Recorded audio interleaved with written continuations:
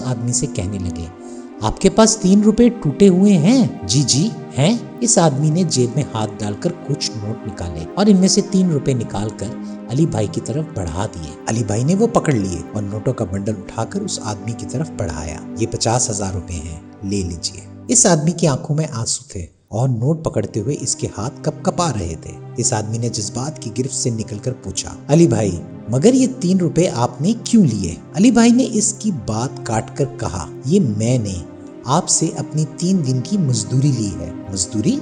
मुझसे?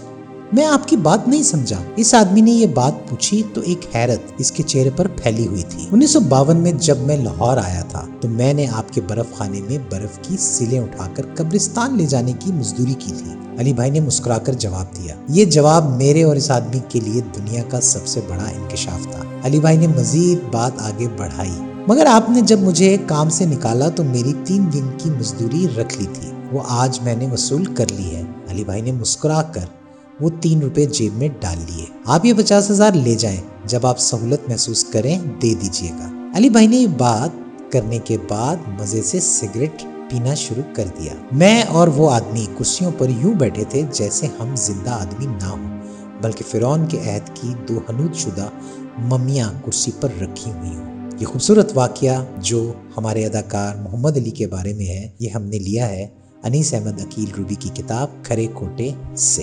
आपको ये वीडियो कैसी लगी हमें कमेंट सेक्शन में ज़रूर बताइएगा और इस चैनल को लाइक, सब्सक्राइब और शेयर भी ज़रूर करें।